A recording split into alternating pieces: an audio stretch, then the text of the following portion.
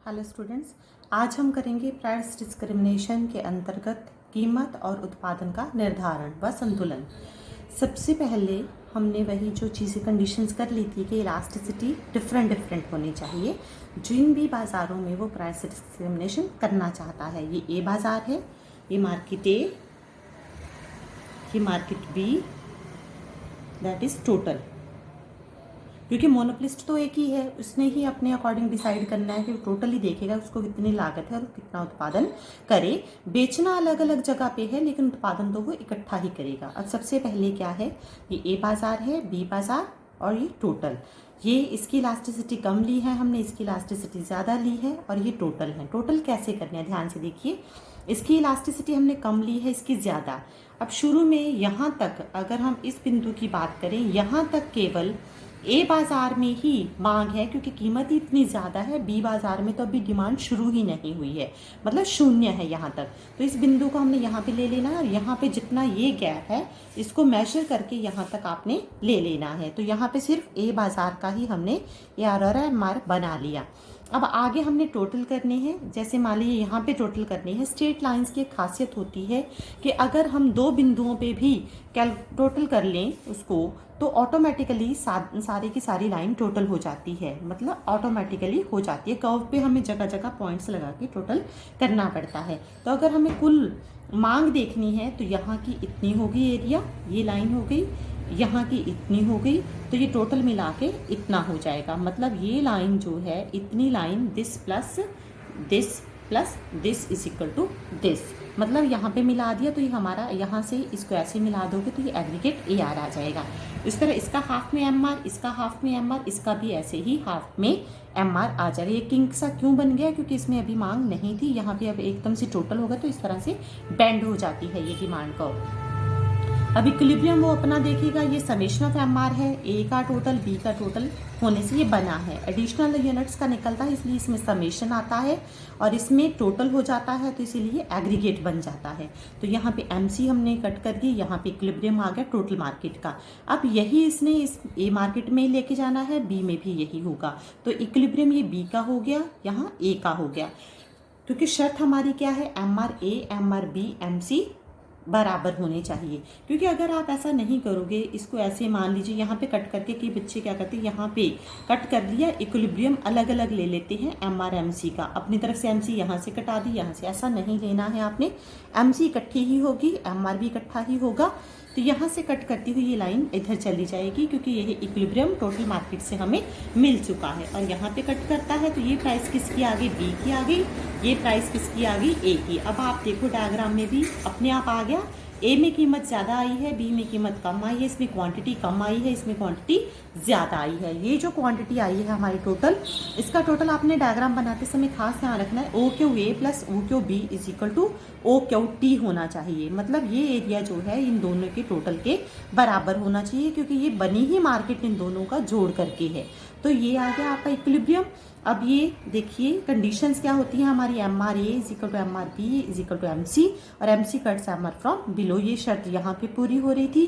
तो इस तरह से डिसीजंस क्या निकलते हैं कि जहाँ पे लोच कम है वहाँ पे कीमत ज़्यादा रखो, क्वांटिटी कम सेल होगी, कोई बात नहीं, क्योंकि लॉस क्या है इसमें, कम होता है, गेन ज़्यादा। इसमें कीमत क्या रखो, कम रखो और क्वांटिटी ज़्यादा सेल करो और आपकी टोटल जो सेल है वो OQT होगी।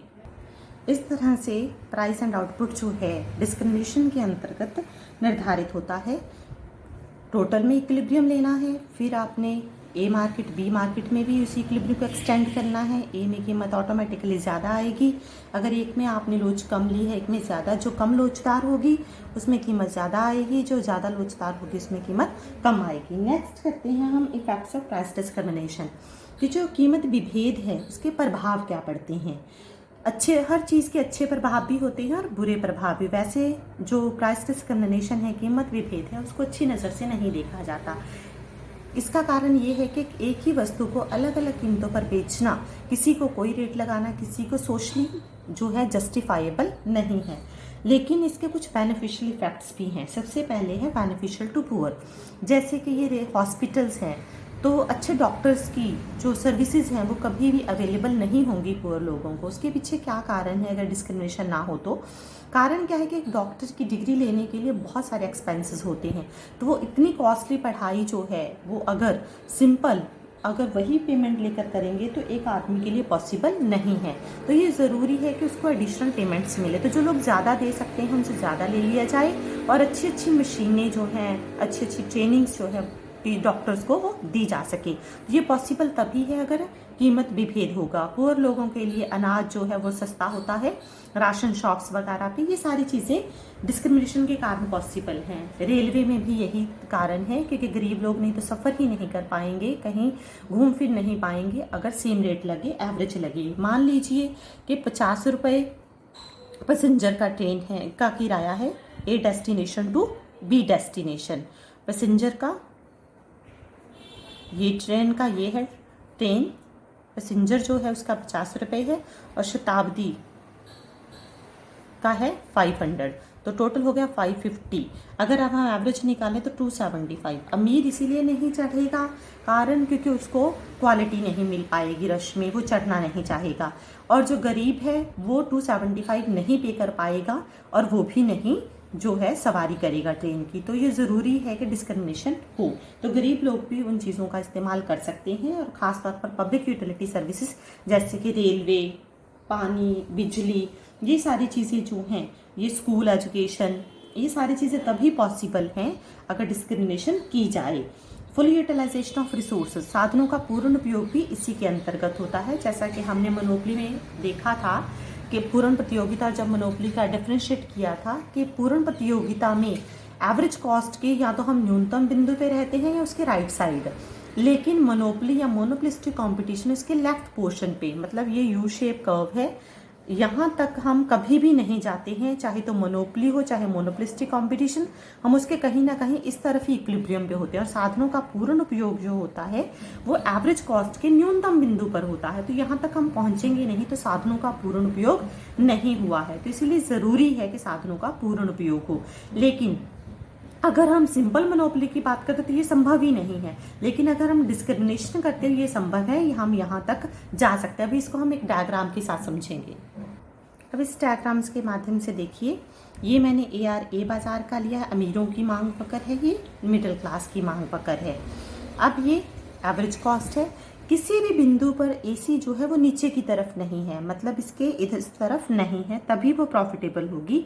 अब यहाँ रेलवे की ही एग्जांपल लीजिए, रेलवे लॉस में है अगर वो डिस्क्रिमिनेशन नहीं करती है, क्योंकि एवरेज कॉस्ट उसकी इतनी ज़्यादा है, अमीर वहाँ पे जाएगा नहीं, क्योंकि उसको अलग से कुछ वीआईपी ट्रीटमेंट चाहिए अमीर व्यक्ति, और जो गरीब व्यक्ति है उसके वो अफोर्ड नहीं कर पाएगा। तो एवरेज कॉस्ट का हमेशा ही ऊपर है, मतलब किसी भी इवन इसके न्यूनतम बिंदु पर भी ना तो ए में मांग है ना ही बी में मांग है, क्योंकि दोनों ही पॉसिबिलिटीज नहीं है।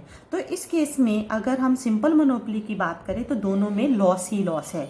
लेकिन अगर हम डिस्क्रिमिनेशन करें, हम चाहते हैं कि उसको कुछ ना कुछ प्रॉफिट भी मिल जाए, और न्यूनतम तक की मिनिमम कॉस्ट है यहाँ पे, तो इतनी क्वांटिटी उसको प्रोड्यूस करनी होगी और उसको इतनी कीमत चाहिए, ये उसकी क्या होगी, कॉस्ट। तो ये उसके लिए क्या हो जाएगा, प्रॉफिटेबल।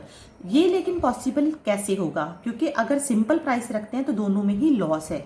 तो वो क्या करेगा, एक में डिस्क्रिमिनेशन करके कीमत क्या कर देगा, थोड़ी सी ज़्यादा कर देगा।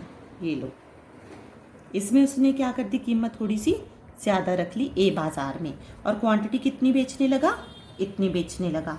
और इसमें क्या कर देगा, थोड़ी सी कीमत जितनी उसमें कम की उतनी उसमें थोड़ी सी, ताकि वो पूरा बेच सके जितना उसने बेचना है। पूरी क्वांटिटी हमें इतनी चाहिए, उसमें से इतनी निकल गई, इतनी उसने और बेचनी है। तो ये क्यू ए और क्यू का जो डिफरेंस है दैट इज़ क्यू बी। तो क्यू बी कितनी बेचनी, इसमें अंदाज़ा लगा के आपने इसमें से ये देख लेना है। तो यहाँ पे थोड़ा सा यहाँ पे करके ये क्वांटिटी कहाँ बेच देगा, वो बी में बेच देगा, और ये प्राइस कहाँ रखेगा, बी में। ये प्राइस किसकी है, ये डार्क लाइन जो है ये बी की हो गई और ये ए की हो गई। मतलब ए में उसने कीमत ज़्यादा रख दी, बी में कम कर दी। बी में क्वांटिटी ज़्यादा सेल हो रही है, ए में कम। अगर हम O Q A plus O Q B का टोटल करें तो दैट इज ओ क्यू, मतलब जितनी क्वांटिटी डिजायर्ड है वो उतनी बेच पाएगा। अगर हम एवरेज निकालें ओ पी ए की प्लस ओ पी बी की बटा 2 कर दें तो प्राइस कितनी आएगी, ओ पी जितनी हमें चाहिए, क्योंकि जितनी ये ऊपर है उतनी ये नीचे आ गई, तो इसका मतलब क्या है, एवरेज प्राइस भी ओपी मिलने लगेगी उसको, और क्या होगा, उसकी क्वांटिटी जितनी ओ क्यू बेचना चाहता है वो भी बिकेगी, और साधनों का पूर्ण उपयोग भी हो रहा है। देखिए एसी के न्यूनतम बिंदु पर है हम, यहाँ साधनों का क्या है, पूर्ण उपयोग भी हो रहा है, अमीर भी सेटिस्फाइड है, गरीब मिडिल क्लास भी सेटिस्फाइड है, दोनों की क्वांटिटी भी ज़्यादा बिकने लगी है, बी में ज़्यादा बेच रहा है, ए में कम बेच रहा है, ए को कीमत ज़्यादा लगा दी, बी को उसने क्या कर दिया, कीमत कम चार्ज कर ली। तो इससे क्या हो गया, उसकी जो प्रॉब्लम थी वो सॉल्व होगी। मतलब पब्लिक यूटिलिटी सर्विसेज जैसे रेलवे वगैरह है, जो पॉसिबल नहीं थी वो भी पॉसिबल हो गई है। किसकी वजह से, ड्यू टू प्राइस डिस्क्रिमिनेशन। अगर वो कीमत भी भेद नहीं करता तो रेलवे पॉसिबल ही नहीं थी, इसीलिए गवर्नमेंट ने रेलवे को क्या है, डिस्क्रिमिनेट किया है।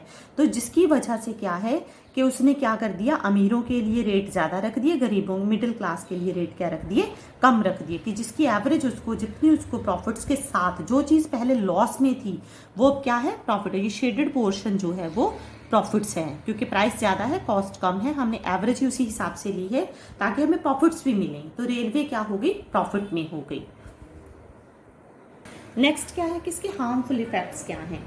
सबसे पहले कि साधनों का जो पूर्ण उपयोग नहीं होगा, वो कोशिश करेगा और प्रॉपर डिस्ट्रीब्यूशन नहीं करेगा, वो ऐसी चीज़ों को बनाएगा प्रोड्यूसर जो अमीर क्लास के लिए हैं, जैसे लग्जरियस आइटम्स, जिससे उसको ज़्यादा पैसे मिल सकें।